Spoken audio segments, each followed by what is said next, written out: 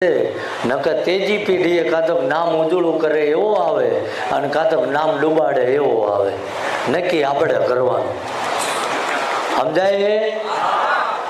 એટલે જેની કૃપા છે, જેની દયાથી આ વગર તાળે બધું હાલી રહ્યું છે, વગર નોટ પેને લાખો માણા દર્શન કરીને પ્રસાદી લઈને જાય, અને મારી જેવો અભણ માણા જો માયક જાલીને પ્રવચન આપતો હોય ને તો આ બેઠો એની દયા છે. અને આ જે માયક લઈને બોલું છું ને એ બોલતો નથી, એ બોલે છે, અને એ દુઆ મારી નાભીએથી તમારા માટે નીકળે છે. જો જેના સાચા મનથી સાંભળી તો આ દુઆ કદી વ્યર્થ નથી જવાની. અને બેહવા ખાતર બેઠા ને કાલથી ઈર્ષાવૃત્તિ વાળી જીવ્યા તો આ જે કચરો રહ્યો એ મારા ગામમાં ન રાખતો, તમને જ છોટાડી દઉં છું, લેતા જાઓ અહીંથી. સમજાય ને? કારણ કે એક વિચાર કરો, નાનું એવું કદાચ સ્થળ હોય, જગ્યા હોય, પણ અહીંયા હજારો માણસની અવર જવર થાય એટલે કંઈક કાગળિયા પડ્યા હોય, કંઈક જોડા પડ્યા હોય, કોકના તૂટલા ચંપલ પડ્યા હોય, બધો કચરો ભેગો થાય છે કે નથી થતો? થાય કે નહીં? આ બાજુ બધાય અહીં મેં કહ્યું જાળીના હિસાબે અવાજ ના આવતો હોય અને જાગતા રહેવું અત્યારે લગીને ઊંઘવામાં જ જીવન આપણે. તો અહીંયા આપણને ખબર પડી જાય ને કે આમ 8-6 ગ્લાસ પડ્યા હોય ને કે અહીં કંઈક રહોડું બહોડું કંઈક પ્રસંગ જેલો આવું થાય, કોઈક માણસ અવર જવર થયું હોય થાય ને, તો અહીં લાખો માણસ અહીં હારા નબળા બધા વિચારો લઈને આવે આ જગ્યામાં. આવશ્યક ના આવતા તો આ અદ્રશ્ય રૂપી કચરો કેટલો થતો હોય છે. બધાય તો ભગતના દીકરા નહીં આવતા હોય.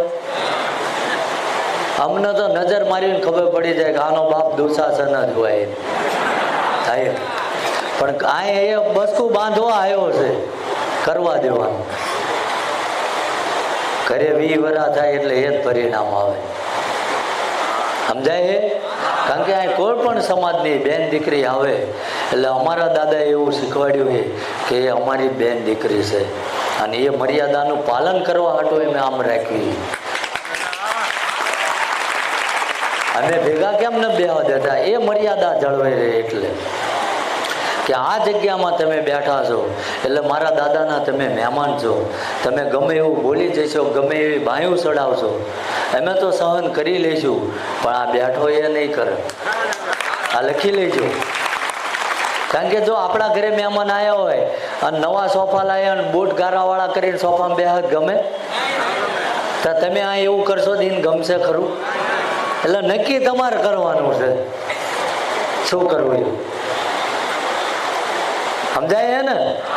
અને આ ટૂંકમાં જાજુ જો મારા જેવા અભણને આ શીખવાડી દેતો હોય તો આ કદાચ જો 25 જણને લાગી જશે ને તો આ મારું માયક ઝાલેલું લેખે લાગી જશે. એટલે જેની કૃપાથી આ બધું ચાલી રહ્યું છે અને એની મરજી છે તો પરંપરાગત ચાલશે. કાલ હું હોય કે ના હોય પણ આ તો સૂરજનારાયણ રહેશે ત્યાં લગીને રહેવાનું છે. કારણ કે એને હુરાપુરા કહેવાય. બધાય કોઈને જુઓ, કોઈ સાધુ મહાત્મા હોય તો એને જમીનની અંદર કદાચ સમાધિ આપવામાં આવે કે અંદર દટાઈ જાય, કોઈ કદાચ કબ્રસ્તાન હોય તો એની જમીનની બહાર હોય, પણ આ તો જેટલો જમીનની અંદર એટલો જમીનની બહાર. આનો કંઈક લેવલ, આનો કંઈક પાવર નોખો હે ભલામણા. અને હુરાપુરા બધાથી થાય? દેવું થઈ ગયું હોય, લીમડે ગળો પોખાતો હોય એ હુરાપુરા થાય? આ કંઈક નોખું છે. અને હુરાપુરા કોને કહેવાય કે 90 વરે તે જો કદાચ હજુ કોઈ અબળા કદાચ આમ આહુડા લેતી આવી હોય ને આંખમાં અને ઘરે પોકે તાર તો મારો ઠાકર પોકે આ મારો ભરોસો. આપણો વિશ્વાસ એવો હોવો જોઈએ. આ જે બોલું છું એ વિશ્વાસ સાથે. આ જે તમે બધા બેઠા ને એ અહીં જે તે સમયે 7 વરા અમારે બાવળિયા હતા અને જ્યારે આ ખાંભી બેહાડીને તાર કીધું હતું કે એક દાડો માણા અહીં જેટલું જમતું હોય છે ને જેટલું બેઠું હોય છે આનો હિસાબ નહીં હોય, અને એ 7 વરે મારા ઠાકરે પૂરું કરી આપ્યું હોય.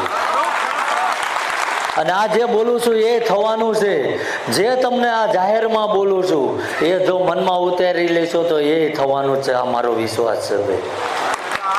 કારણ કે ઠેર ઠેર ખાડા પાડે પાણી ન નીકળતું.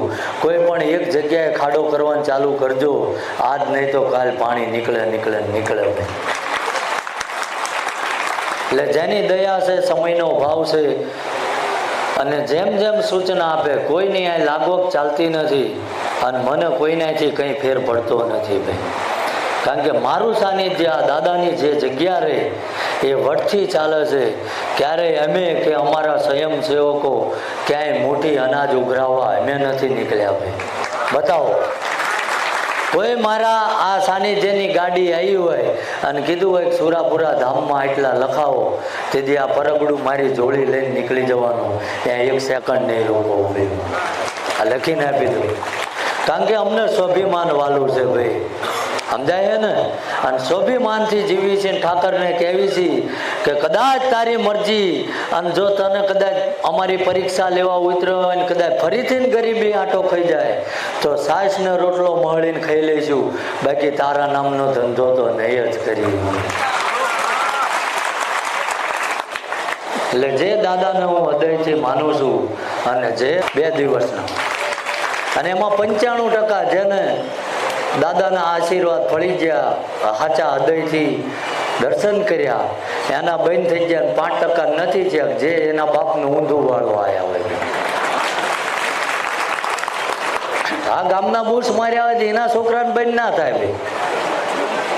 કોકના શેઢા ખોતરી લીધા હોય, ભયુંને ભાગ ના આલ્યો હોય, એના માટે આવ્યા હોય બધા. બાકી રસ્તો ભટકાઈ ગયા હોય, ખરાબ સંગત થઈ ગઈ હોય, અને આ કુલક્ષણ અંદર કર્યું હોય તો દેવના આશીર્વાદથી આમાંથી બહાર નીકળી જાય છે. એટલે અમે એ કરીએ છીએ. બધા ઘણા એમ કે ઠેલીઓ ભરીને આવતા હોય, બાપુ ચાલશે અમારે થોડુંક જોવરાવાનું હતું. હવે અત્યારે લગીને આખું જ જોવરાયું, હવે હું થોડું જોવરાવાનું. પણ આ જગ્યા એટલી પવિત્ર છે ભાઈ કે આજ તમે એક નહીં, અને આ તો જે અહીં અમારી પાસે પાણી પીને બંધ થયા છેલ્લા 8 મહિનામાં એ આંકડો કીધો. બાકી ઘણાએ આ બધી વિડીયો સોશિયલ મીડિયાના માધ્યમથી જોઈને બંધ કર્યા ને, એ તો લાખોની પાર થઈ ગયા ભાઈ. જેને સુધરવું જ છે એને શું છે, 1-4 શબ્દો આના લાગી જાય ને તો જીવન ધન્ય થઈ જાય પેલા મને. સમજાય કે આજ નકા આમ તો તહેવાર જ કહેવાય ને, હોળી ધૂળેટી તહેવાર છે. અને અમે તો તહેવાર ક્યાં કાઢ્યો, જે સવાર હતા એને ખબર હતી, થોડાક અમે 8-10 જણા હતા એ થોડી વાર ગમત કરીને પાછા રસોડામાં લાગી ગયા. એટલે અમારે એ નથી કરવાનું. અને આ જે તમે બધા મને જોવો ને પગ ઝાલ્યો છો, પગે લાગો હો, કોક રોવા મંડળ, તો હું આ દેવની સાક્ષીએ કહું, જો ભગવાને મને એટલો પાવર આપ્યો હોત ને તો કોઈને ખાલી હાથે ના જવા દે. હું તો મારા પરમાત્માને એમ કહું છું કે આ રાત દાડો જો કદાચ મારો આ સમય બચે ને એમાં હું અનુષ્ઠાન કરું છું. અને દેવને એવું કહું કે કદાચ કોઈનો ધર્મ હોઈ ગયો હોય ને ગેરમાર્ગે જતો રહ્યો હોય, અને 17 જગ્યાએ કદાચ જોવરાયું હોય ને બાધા લીધી હોય, પગે લાગ્યો હોય ને કોઈ દેવ ના સાંભળતું હોય, અને જો મેં સાચા મનથી આમને જમાડ્યા હોય અને સમય બચ્યો હોય ને જો તારી ભક્તિ કરી હોય તો મારી જોડી ખાલી કરીને આમની જોડીમાં નાખી દીધી. આ દેવની સાક્ષીએ બોલું છું ભલા. કારણ કે મારે કંઈ અને દુનિયા મારી વિશે શું વિચારે મને રતીભર ફરક ન પડતો હોય. કારણ કે મારો પરમાત્મા રાજી છે ને તો આ બધું થાય, બાકી થતું હોય. અડીખમ માણસો તમે જુઓ, આખું ગામ ઊભું છે સેવામાં થાય છે. આપણા ઘરે એક નાની એવી જાન આવવાની હોય ને 200 જણાની, તો એ આપણને અઠવાડિયું ઊંઘ ના આવતી. મારે તો રોજ 10 જાનું આવે છે ભલા. અને હશે કોઈને ખબર હશે રાતના કોઈ કહેશે કાલના, તો બધાને 4 વાગ્યે જે 4 વાગ્યા લગીને માણસ આવ્યું ને એને પથારી આપીને પછી હુરાઈને પછી હું હોવા જ્યો છું. એટલે આ કોઈ અમારે તમને છેતરવાના નથી.